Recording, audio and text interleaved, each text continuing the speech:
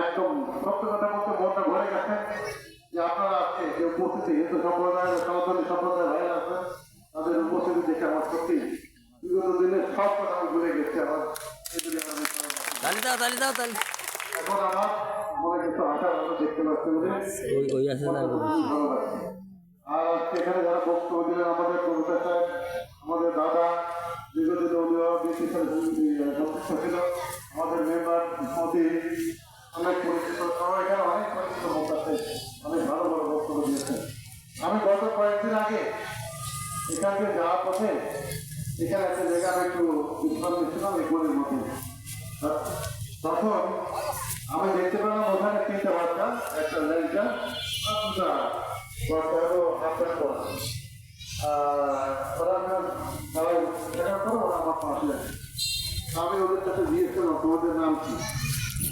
যার কাছে জিজ্ঞেস করি সেই বলে তার নাম এসে কোনো বিষয়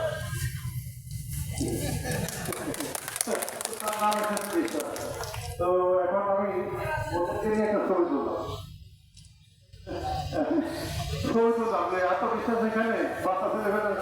এদের নিয়ে একটা ছবি তুলি পাশে আমাদের এক দাদা আছে কিন্তু অসুস্থ আমি ওনাকে দেখতে গেলাম ওই দাদা উপস্থিত আছে আমাদের খুব একজন সম্মানিত আমাদের করেছিলেন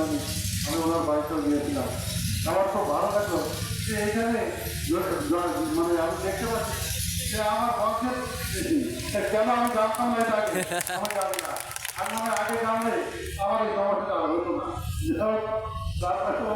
আমি বলবো যেহেতু বক্তব্য কারণ আমার কোনো মনে করুন না যে আপনারা সহযোগিতা পাবেন না আমরা এখানে হাজির হয়েছি যে আগামী যে নির্বাচন 2026 সালে যে ফেব্রুয়ারি মাসে যে নির্বাচন হবে নির্বাচনের উপলক্ষে আজকে আমরা এখানে অবগত হয়েছি কিছু আলোচনা করার জন্য এর মধ্যে একটা হয়েছে